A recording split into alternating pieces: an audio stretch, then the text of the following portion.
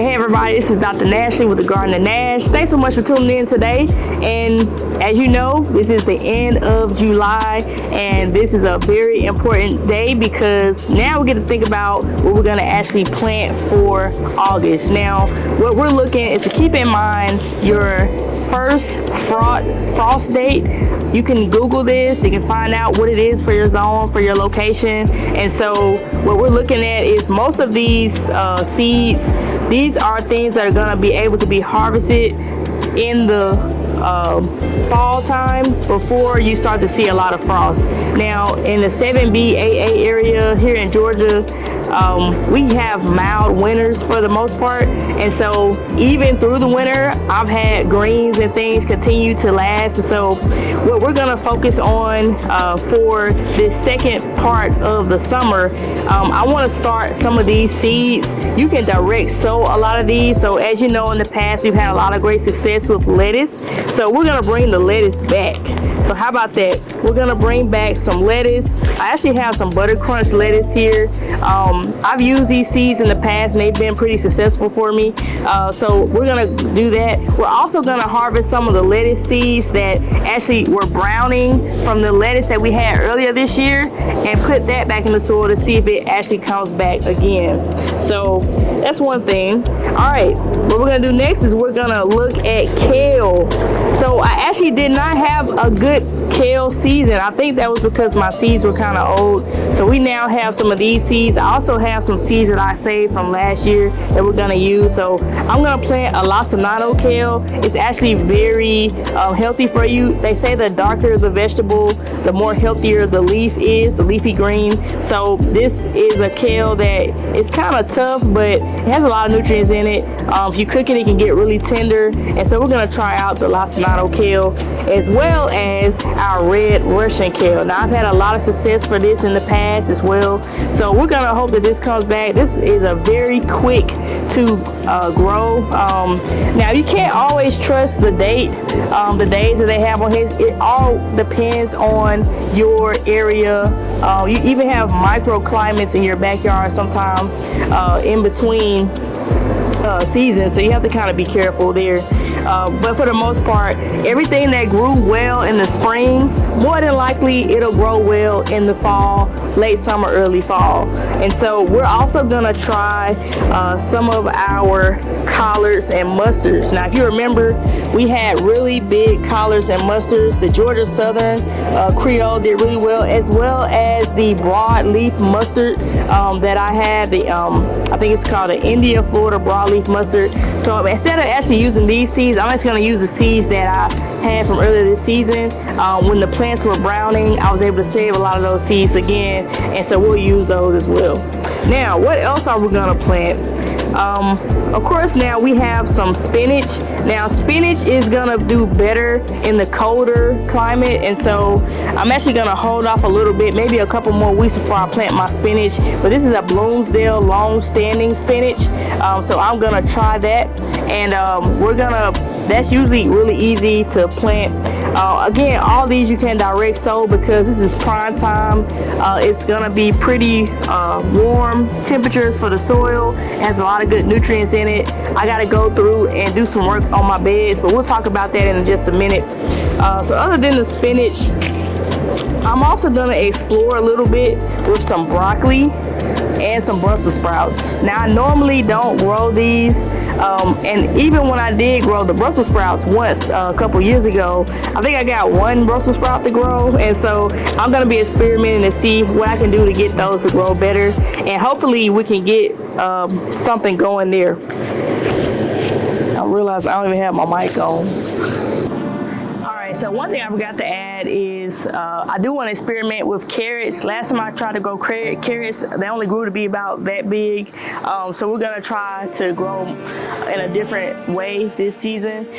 Just to catch you all up, I had a lot of lettuce. All of this is way too old in this bed over here. So we're going to end up taking all of that up and leaving some of the herbs over there. There is some lavender, there's some sweet potatoes vines still over there. There's some sage. But but everything else pretty much we're gonna take up, and then we're gonna use that bed to plant all of those leafy greens to start our fall round of leafy greens over there in that bed, since we know that leafy greens do really well over there. So whatever we have over there in terms of the mixture of the blood meal and the pest control, it works really well on that side, so we're gonna continue going on with that. Now, I also didn't mention that I actually got this persimmon tree. If you go back and check the video when I visited my uncle's fruit forest, he put this together for me, so I appreciate it. This is looking really good. This persimmon tree, we're gonna keep on doing that. Now, just to learn, lessons learned, I had hornworms. They actually started growing on my pepper plant here. It's a banana pepper plant. And so I actually had to, you know, take those off, cut it down, and it actually didn't produce anymore after that. The same for my tomato plant over here. It did the same thing when the hornworms got to it. It's like the plant was no good after that.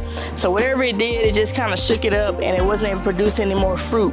Now, I did have great success here with my okra. I actually have a couple I'm gonna go ahead and take off and harvest. So there's one there.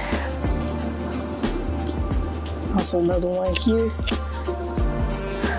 And so the okra ended up doing really well. I have a kiwi plant here. Don't believe me, you can grow kiwi in Atlanta area, Georgia area, 7B88. And got this from my uncle's fruit forest as well. I call it a fruit forest, but it's really his garden in his backyard. And so I have several more okra, as you can see, getting ready to come in right here. So that's looking pretty good. Got even more right there. We got plenty of spices with the mother rosemary over there, and then our lemon balm, even more okra doing well over there. I want to say we actually have, let me see, put my okra down in my pocket actually.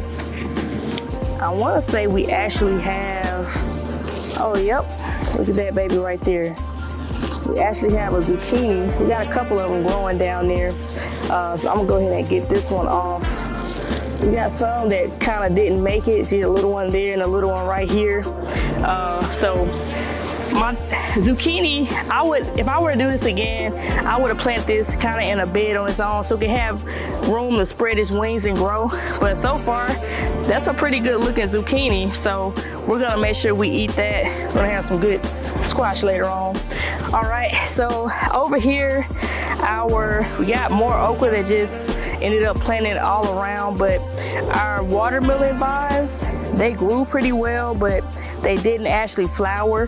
And so I added some more fertilizer. I'm not giving up on those. I know that when you have a lot of nitrogen, that produces a lot of good leaves, but you gotta add that phosphorus. Remember that other fertilizer numbers of the second and the third number? Gotta add fertilizers that have high numbers there in order to get your flower and fruit growth. So we're gonna continue to monitor those to see if adding more fertilizer with phosphorus and potassium actually works for that. Now, my sage did really well. I expected that because it always does, as well as my thyme.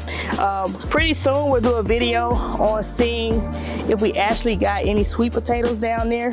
I'm anxious to see what actually happens, so we'll do a follow-up video on that. My cactus actually grew pretty well. It's my first year doing a cactus. It's a blue agave, I believe. So now we got a couple other beds around the yard, but basically that's what we're growing in August. So if you want to find out the updates as we continue to mold the yard into what it's going to look like in August and September into the fall, make sure you stay tuned, like, subscribe, and comment, and we'll be happy to keep sharing more tips. Drop a comment if you have more tips for us on what we could do differently and how we could solve some of the issues that we saw this summer. I think overall we did pretty good. We're still alive, we're still here, things are still green. And so remember, in the Garden of Nash, we show you everything, the good, the bad, the ugly. So stay tuned. Have you started your garden yet? I hope so.